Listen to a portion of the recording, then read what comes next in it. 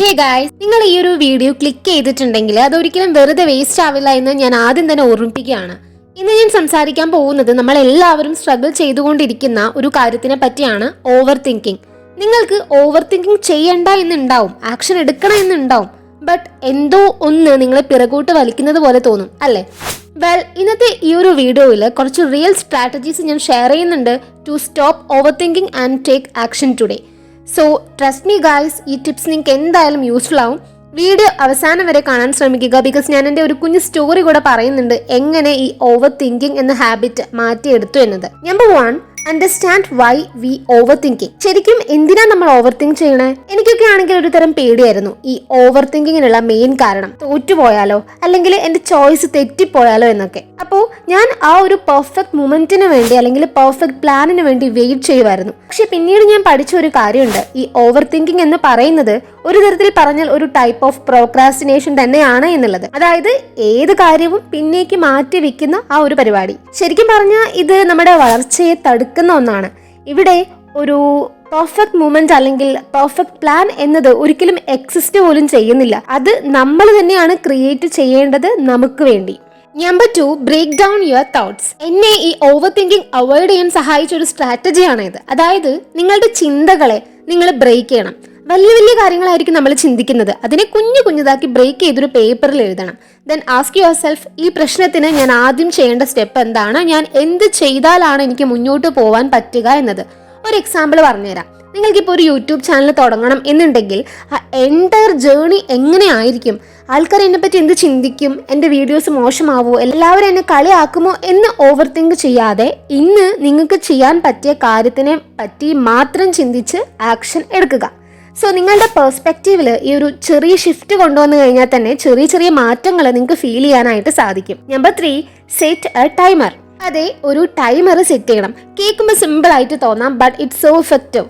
നമ്മൾ ഇപ്പോൾ ഇന്ന് ചെയ്യേണ്ട ആ ഒരു സ്റ്റെപ്പ് ചെയ്യാൻ വേണ്ടി പോവാണ്. അപ്പോൾ 10 മിനിറ്റ്, വെറും 10 മിനിറ്റിന് ആദ്യം ഒരു ടൈമർ സെറ്റ് ചെയ്ത് ഞാൻ ഈ വെറും 10 മിനിറ്റ് മാത്രം വർക്ക് ചെയ്യാൻ പോവാണ് എന്ന് സ്വയം നിങ്ങൾ പറയുക. അപ്പോൾ എന്താ സംഭവിക്കുക, ആ ഒരു ബിഗ് പിക്ചറിനെ പറ്റി നിങ്ങൾ തിങ്ക് ചെയ്യുന്നത് തന്നെ സ്റ്റോപ്പ് ചെയ്യും. എന്നിട്ട് ആ ഒരു മൊമെന്റിൽ ആക്ഷൻ എടുക്കുക എന്നതിലായിരിക്കും നിങ്ങളുടെ ഫോക്കസ്.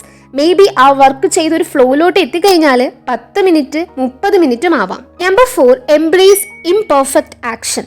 എനിക്ക് എന്തെങ്കിലും കാര്യം ചെയ്താൽ അത് ഒരു മിസ്റ്റേക്ക് ആയി പോവോ എന്നൊരു പേടിയുണ്ടായിരുന്നു. But I realised something powerful. Mistakes എന്ന് പറയുന്നത് ആ ഒരു പ്രോസസ്സിന്റെ ഭാഗം തന്നെയാണ്. ഞാൻ എൻ്റെ പേഴ്സണൽ എക്സ്പീരിയൻസ് ഷെയർ ചെയ്യാം. ഞാൻ ആദ്യമായിട്ട് യൂട്യൂബിൽ വീഡിയോ ഇടാൻ തുടങ്ങിയപ്പോൾ പെർഫെക്ഷനിസത്തിന് ഒരുപാട് ഇമ്പോർട്ടൻസ് കൊടുത്തിരുന്നു. ഒരു വീഡിയോയ്ക്ക് തന്നെ മണിക്കൂറുകൾ സ്പെൻഡ് ചെയ്തിരുന്നു. ബട്ട് എനിക്ക് അതിനനുസരിച്ചുള്ള റിസൾട്ട് കിട്ടിയിരുന്നില്ല. സോ അപ്പം ഞാൻ ഈ ഓവർ തിങ്കിങ് പരിപാടി മാറ്റിയിട്ട് കൺസിസ്റ്റന്റ് ആയിട്ട് കണ്ടന്റ് അപ്ലോഡ് ചെയ്യാൻ തുടങ്ങി, without worrying about every tiny detail. So പറഞ്ഞു വരുന്നത്, action is greater than perfection. നിങ്ങൾക്ക് പിന്നീടും ഇംപ്രൂവ് ചെയ്യാം, പക്ഷേ ആദ്യം നിങ്ങൾ സ്റ്റാർട്ട് ചെയ്യണം, എങ്കിലേ ഇംപ്രൂവ് എന്നുള്ളതിലേക്ക് കടക്കാൻ പറ്റുള്ളൂ. Number 5, shift focus from fear to excitement.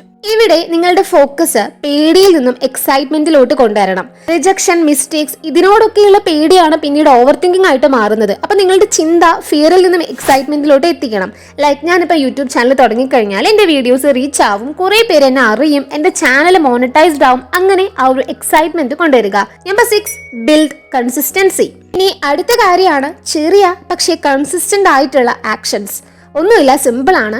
Daily efforts എടുക്കണം. അതും ഒരുപാട് വലുതോ നിങ്ങൾക്ക് കഷ്ടമുള്ളതോ ആവരുത്, നിങ്ങളെ കൊണ്ട് പറ്റും എന്ന രീതിയിലുള്ള ആക്ഷൻസ്. ഓവർ ടൈം ഈ ആക്ഷൻസ് നിങ്ങളുടെ ഹാബിറ്റായിട്ട് മാറുകയും ഓവർ തിങ്കിങ് എന്ന് പറയുന്നത് നിങ്ങളുടെ പാസ്റ്റിലെ ഒരു കാര്യമാവുകയും ചെയ്യും. Number 7, learn to let go of the what ifs. ഇവിടെയാണ് ഒരു കാര്യം വരുന്നത്. ഇൻ കേസ് ഞാൻ തോറ്റുപോയാലോ, ഇൻ കേസ് ആൾക്കാർ എന്നെ ജഡ്ജ് ചെയ്താലോ എന്ന ചിന്തകൾ. പക്ഷേ അത് സാരമില്ല, അവിടെ വേറെ പോസിറ്റീവ് ചിന്തകൾ കൊണ്ടുവരണം. ഇത് പെർഫെക്റ്റ് ആയി ചെയ്യണം എന്നില്ല കേട്ടോ.